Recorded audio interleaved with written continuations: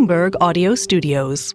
Podcasts, radio, news. This is Bloomberg Businessweek with Carol Massar and Tim Stenovec on Bloomberg Radio. Here's a kind of startling statistic, Tim. More than 1 in 10 women changed employers over the last year. And maybe that's not surprising, but most only plan to stay with their employer for about 2.5 years. It turns out that poor work-life balance, a lack of flexibility, and inadequate pay and benefits are driving women to say goodbye and leave their employers. This has serious implications because when it absolutely. comes to attracting and retaining talent, it's very expensive, and you want people to stay at a company if you're running a company for a long period of time. It was supposed to be for a lot getting of better. reasons. I mean, I've only been saying that for 20, 25, 30 years. Everything that Carol just read was from some of the findings of Deloitte's annual Women at Work report, which just came out today. We have with us Emma Codd, a Deloitte Global DEI officer. She joins us here in the Bloomberg Interactive Brokers studio. As Carol mentioned, Emma, it's this is the type of stuff that's supposed to be getting better. Is it getting better? Sadly not. Every year, this is the 4th year that we've run this piece of research. We speak to 5,000 women across workplaces, across 10 countries. And every year when I do the analysis and start writing the report, They're like, no, Emma, not again. Glimpses of hope. And look, some things are improving. So burnout is down. It really reached a peak just after the pandemic when we started to come back. And I think for many of us, it was this always on is still there, unfortunately, but burnout's down, but stress is up. Real concerns about women's health. Menopause this year, the data on that, deeply concerning.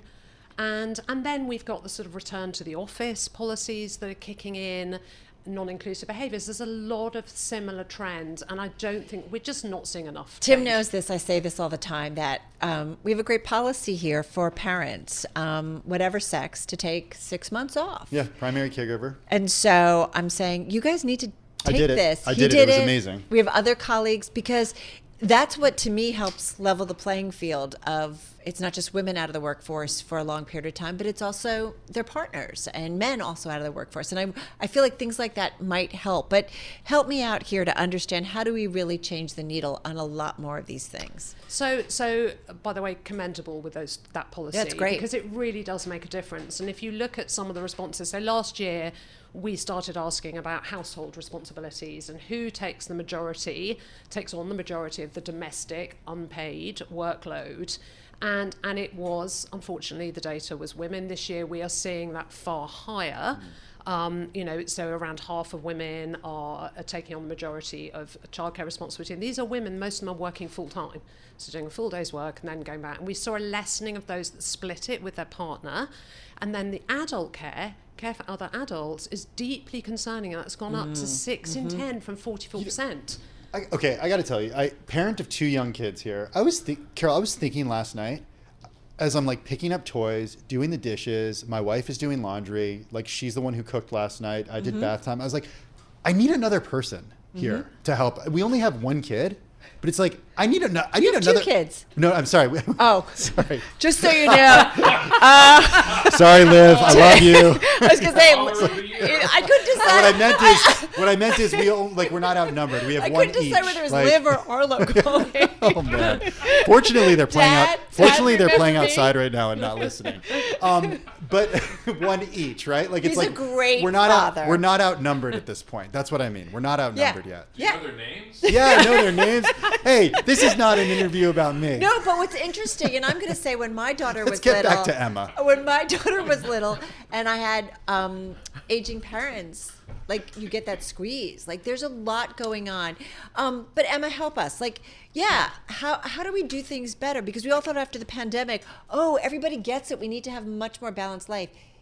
It's gone away largely. Yeah. So look, how do we do things better? What do organisations need to do? So you look at some of the data. Around half of women are concerned about their personal safety at work or when travelling for work. What does that mean? So when you're travelling, that's deeply concerning. We've seen women say that their rights are being eroded around the world. And actually, this is personally impacting some women, including, in fact, most notably, the right to earn an equal wage and also the right to live free of violence. So, and this survey is global. So is this global, developing world as well? So yeah, I mean, it's 10 countries, so it's got a really good balance. So you see these issues, you see mental health, you see, 2/3 of women saying, I'm sorry, I'm not going to disclose, and I don't want to discuss this in the workplace. Why not? Because I'm worried it might make me vulnerable to layoffs, worried I might be stereotype discrimination. I think it would be really hard. I think it is hard for women to call in and say, I'm having a bad day, whether it's,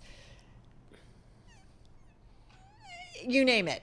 Yeah, and I don't know if I should go there. I mean, it's part of a life, but it's just, and these are real things that affect a woman's health. And I think that, I don't know, that you are right, and I will go there. Ready for there. Thank you. Because I'm embarrassed. My daughters, I have twin daughters, and I embarrass them Menopause. continually. So we have to talk about periods. Menstruating. We have to talk about menopause. I suffer from endometriosis chronically. Did I disclose? No. Back then, would I disclose now? Yes.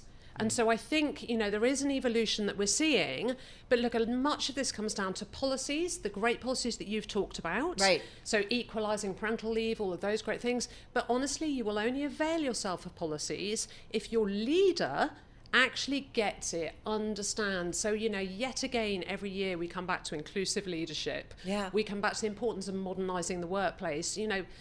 Some businesses leaders set the tone. Leadership sets the tone. Right. And it's just seeing role models, all of those things, because I can't have another year where we see data as concerning as this. And we've got, Amen. You're like, I agree with things you. we can do. And we only have 30 seconds left, but I'm afraid you are going to see another year where you come back and talk to us in a year and you're going to say the same thing.